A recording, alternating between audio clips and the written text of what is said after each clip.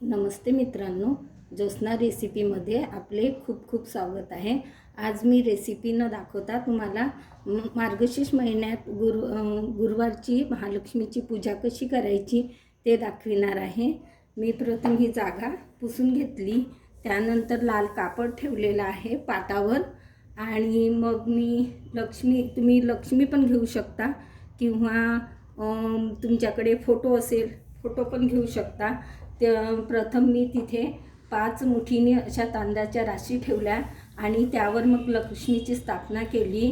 एका प्लेटमध्ये तांदूळ घेतले, त्यावर मी कळश ठेवलेला आहे पाण्याने भरून, स्वस्तिक काढून घेतलेला आहे कळशावर आणि त्यात हळद, कुंकू, अक्षत आणि सुपारी, 1 रुपयाचा सिक्का ठेवलेला आहे। ह्या 5 डाळ्या घेतलेल्या आहेत झाडांच्या, तुम्ही फुलांच्याही घेऊ शकता किंवा फळांच्या पण झाडाच्या घेऊ शकतात। त्यावर मी नारळ ठेवलेला आहे, मी फुलांच्या घेतलेल्या आहे। ह्या 5 डाळ्या पारिजातकाचा आहे, काटेकोराटाचा आहे आणि जास्वंदाचा आहे आणि चक्री फूल आहे आणि एक आंब्याचं पानाचं घेतलेलं आहे, माझ्याकडे झाड आहे। तर प्रथम मी गणपतीची इथे स्थापना करून घेतलेली आहे। गणपतीचा अभिषेक केलं आणि मग त्याची पुसून वगैरे त्यांची स्थापना केलेली आहे। गणपतीची दिवा ठेवलेला आहे प्रज्वलित करून, एक खारक ठेवलेली आहे, बदाम ठेवलेली आहे, सुपारी, हळकुंड आणि नैवेद्य लावलेला आहे, मी ठेवलेला आहे। आता आपण पूजेला सुरुवात करूया।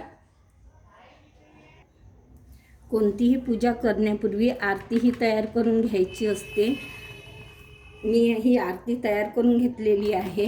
हळद, कुंकू, अक्षत आणि पाणी घेतलेलं आहे। हे शुद्धीकरण करायसाठी सुरुवातीला आपण जेव्हा मूर्ती मांडायच्या अगोदर मी फुलांनी ते शिंपडून घेतलेलं होतं पाणी आणि एक सुपारी घेतलेली आहे, 1 रुपयाचा सिक्का, एक दिवा प्रज्वलित करून घेतलेला आहे। प्रथम आपल्याला दिव्याची पूजा करायची आहे। हळद, कुंकू, अक्षत वाहायचं आहे आणि नंतर गणपतीची पूजा करायची आहे। हळद, कुंकू, अक्षत वाहायचं आहे आणि मग आपल्याला कळसाची पूजा करायची आहे।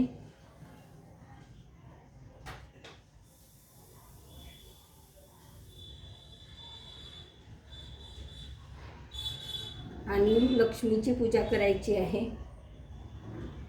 कुंकू, अक्षत वाहायचं आहे आणि आता मी इथे एक पोथी ठेवलेली आहे। ही पोथी आपल्याला शेवटी वाचावं लागते महालक्ष्मीची। मी सुरुवातीला ही पूजा मांडून घेतली कारण की व्हिडिओ खूप मोठा होतो, त्यामुळे कधी पण कळस हे ठेवताना आपल्याला घट ठेवायचा असला तर तो लक्ष्मीच्या उजव्याच बाजूला ठेवायचा। महालक्ष्मीची पूजा ही मार्गशीर्ष महिन्यात गुरुवारी केल्या जाते। ती सुख, समृद्धी, धनसंपदा सर्व नांदण्यासाठी आपल्या घरामध्ये सदैव वास करावा म्हणून केल्या जाते। महालक्ष्मी हे नाव कसं देण्यात आलेलं आहे, सुरुवातीला ही लक्ष्मी म्हणायची याला, तर याची पुष्कळ मोठी कहाणी आहे, पण मी तुम्हाला थोडक्यात त्याची कहाणी सांगते। एकदा लक्ष्मी ही मृत्यू लोकामध्ये भ्रमण करायला निघाली असताना तिला बेलाचं झाड दिसते। त्या झाडाखाली ती बसते आणि ध्यान लावते आणि तिला त्यावेळेला ती आराधना करते शंकराची।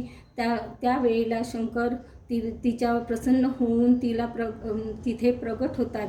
त्यावेळेला महादेव म्हणतात, देवाचे देव महादेव म्हणतात की महालक्ष्मी, लक्ष्मी तू माग, तुला काय पाहिजे? त्यावेळेला म्हणते लक्ष्मी की मला काहीच नको, मी तर तुम्हाला सहज भेटण्यासाठी तुमची आराधना केली। तर त्यावेळेला शंकर प्रसन्न होऊन लक्ष्मीला महालक्ष्मी असे नाव देतात। अशी ही शिवपुराणामध्ये छोटीसा याचा उल्लेख केलेला आहे। लक्ष्मी आणि दरिद्रता या दोघी बहिणी आहेत. ह्या रोज प्रतिदिवस प्रत्येकाच्या दारामध्ये जात असतात.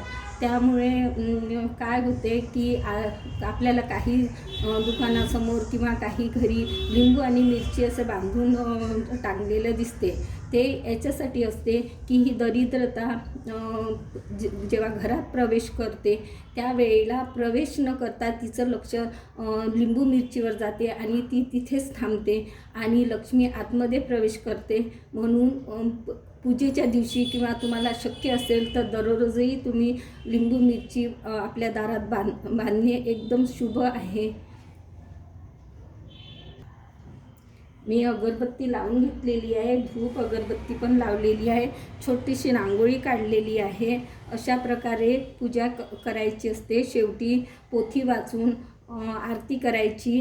त्यानंतर सायंकाळी पूर्ण स्वयंपाक करून त्यानंतर गोडधोड करून सर्वांसोबत आनंदाने उपवास सोडायचा असतो. अशा प्रकारे महालक्ष्मीची पूजा करायची असते. कशी वाटली तुम्हाला माझी छोटीशी साधी सोपी पूजा? कमेंट्स करून कळवा मला. आवडली असेल तर माझ्या चॅनलला सबस्क्राईब करा, व्हिडिओला लाईक करा, आपल्या मित्राशी शेअर करा. पुन्हा भेटूया एखाद्या नवीन व्हिडिओसोबत. तोपर्यंत मस्त राहा, खुश राहा, आनंदी राहा आणि नवीन नवीन पदार्थ बनवून खात राहा. धन्यवाद.